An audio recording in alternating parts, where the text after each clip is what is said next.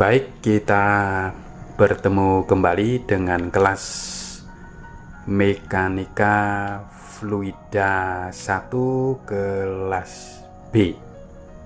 Sesuai dengan janji pada pertemuan sebelumnya, bahwa pada pertemuan ini kita akan membahas tentang penggunaan persamaan Hazen-Williams, ya, yang sudah dipaparkan kemarin. Persamaannya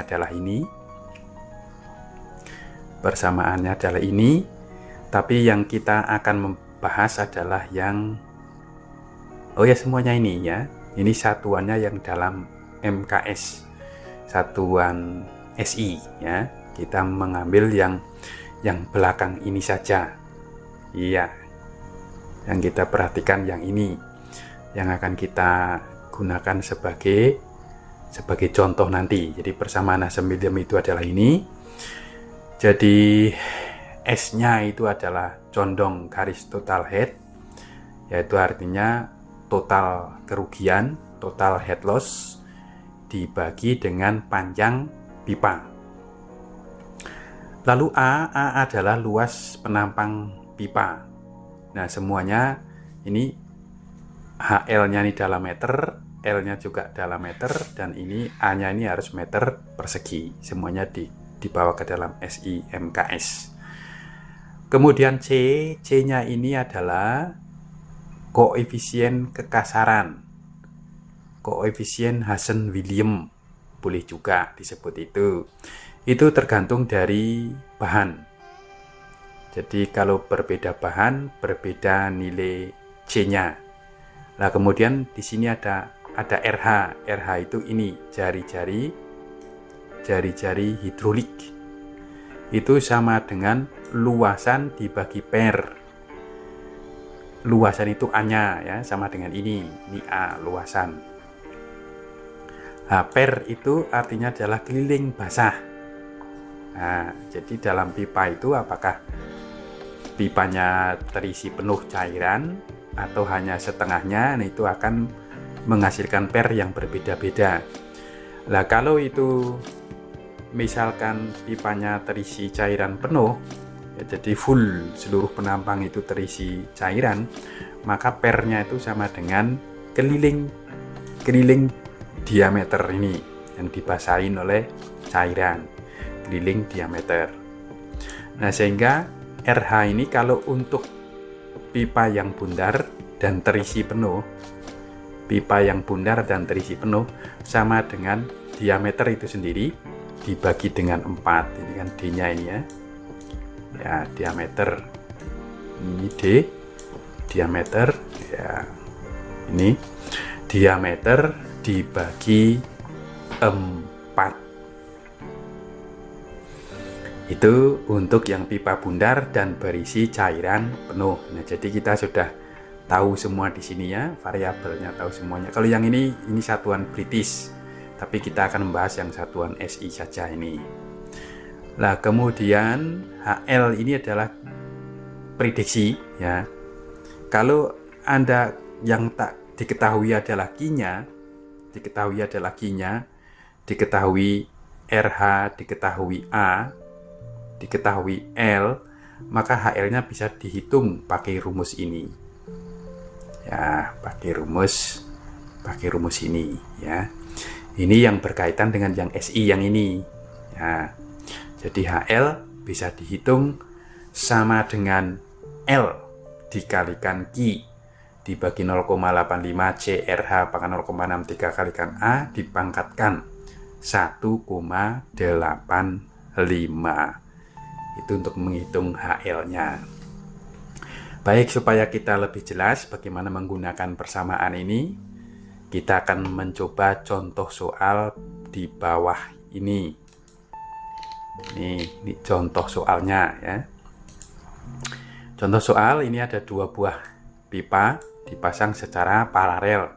Nah, kalau paralel itu Anda harus ingat berjejer, ya, berjejer, tidak segaris. Itu paralel. Ada pipa 1 panjangnya 200 meter, diameternya sekian. pipa 2 panjangnya 150, kemudian dimensinya diameternya sekian, nah, dan debit totalnya adalah sekian, 60 liter per sekon ya. Kemudian C-nya misalkan adalah 130.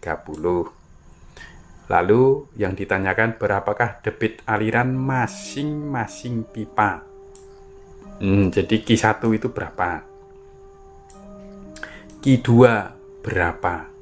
Ya, mari kita lihat jawabannya ya. Cara menjawabnya begini. Tadi ada HL per L ya, ada HL per L, ini ada HL per L. Kita untuk pipa 1 HL per L sama dengan 20 dibagi 150. Ini adalah asumsi, ini dari sini. Untuk pipa 200 misalkan ya, untuk pipa 200 misal head loss-nya adalah 20. Nah, head loss-nya 20. Maka HL per L ya kan? HL per L itu sama dengan apa? HL per L sama dengan S ya. HL per L sama dengan S ya, 20 dibagi panjang pipa 1. Ini pipa 1 panjangnya adalah 200. 20 dibagi 200 sama dengan 0,1. Lalu dimasukkan ke dalam untuk menghitung Q tadi, ada persamaannya itu ya kan. Ini tinggal masukkan aja angka-angka di sini. Ini rumusnya adalah untuk mencari Q adalah rumusnya ini. Nah, ini rumusnya ini. Anda harus mencari RH dulu, mencari S, mencari A. Nah, mencari RH, S dan A. Nah, ini RH, S-nya itu sudah langsung dihitung di sini nih. Ya.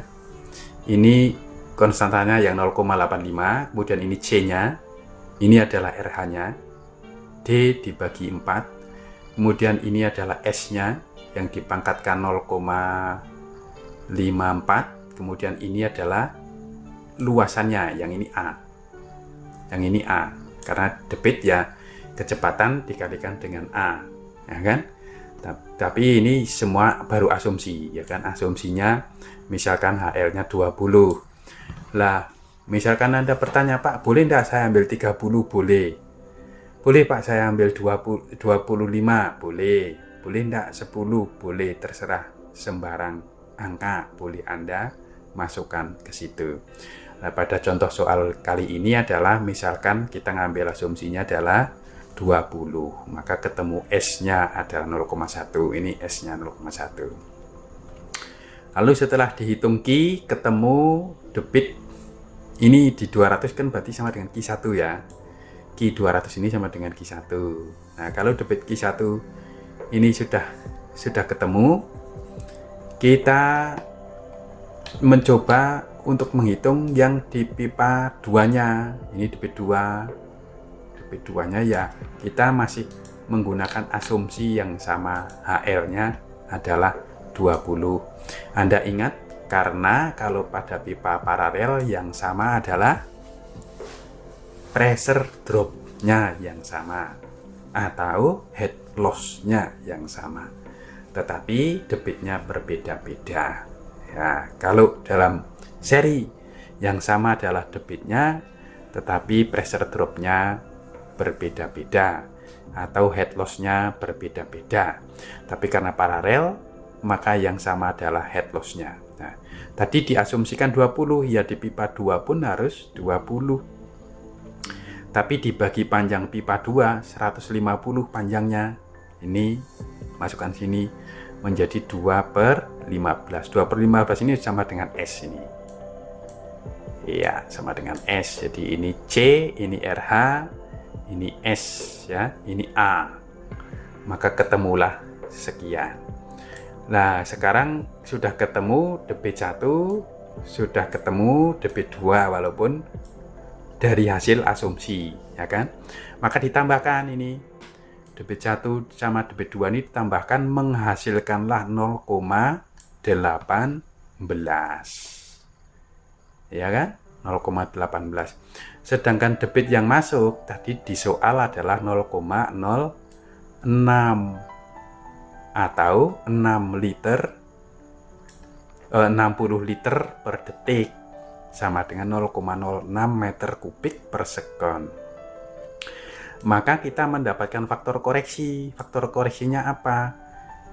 Jumlah yang diketahui ini, yang di persoalan tadi, yang di soalnya adalah 0,06 liter per meter kubik per sekon ini, dibagi dengan hasil debit, hitungan debit menggunakan angka asumsi. Sehingga kalau ini dibagi ini ketemulah 1/3. Ya. Jadi harus ingat Anda ya, setelah ketemu Q1, Q2 asumsi, dijumlah, hasilkan ini. Lalu ini digunakan sebagai faktor koreksi untuk membagi jumlah debit total. Ketemulah 1/3.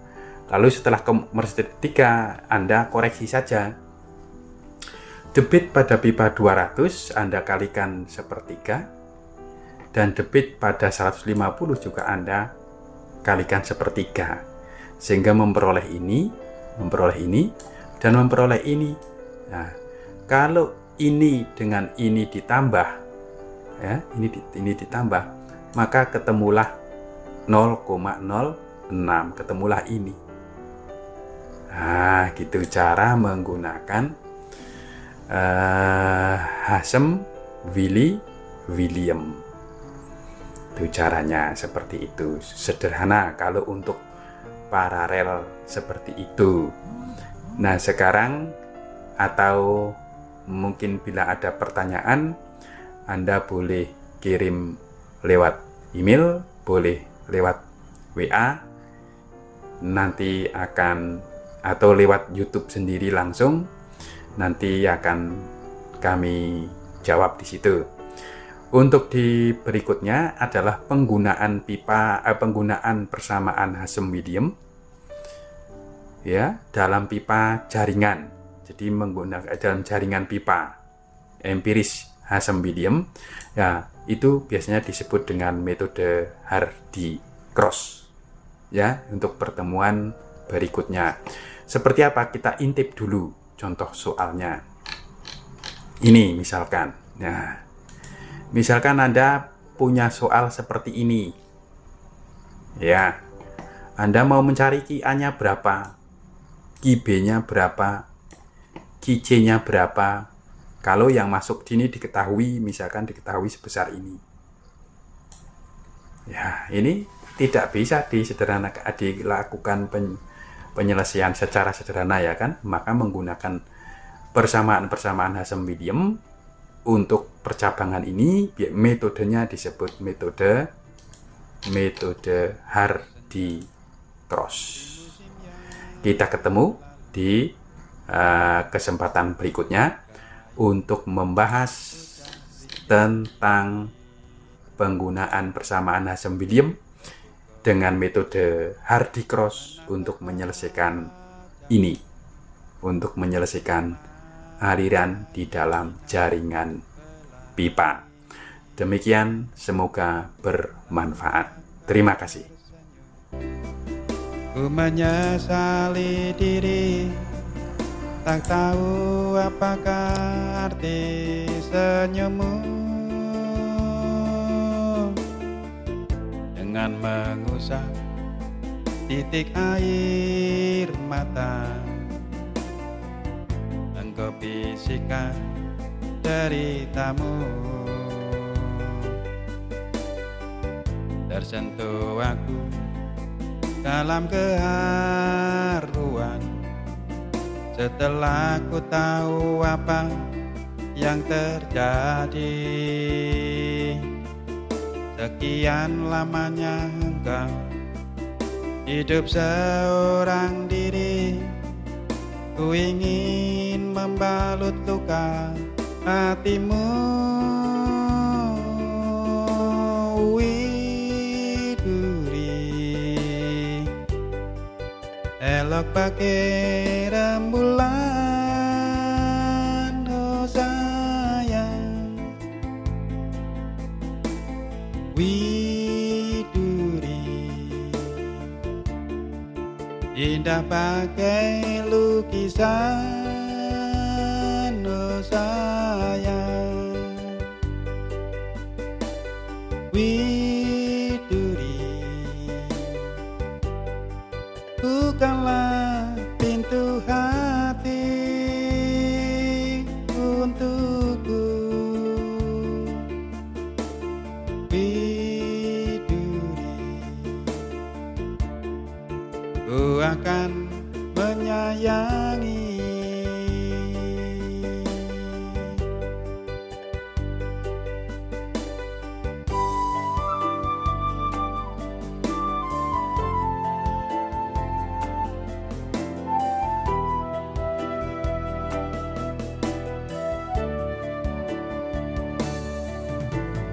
Widuri,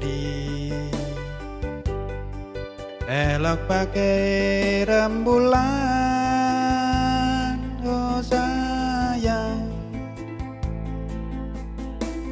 Widuri, indah pakai lukisan, oh sayang. Widuri, bukanlah pintu hati untukku. Widuri, ku akan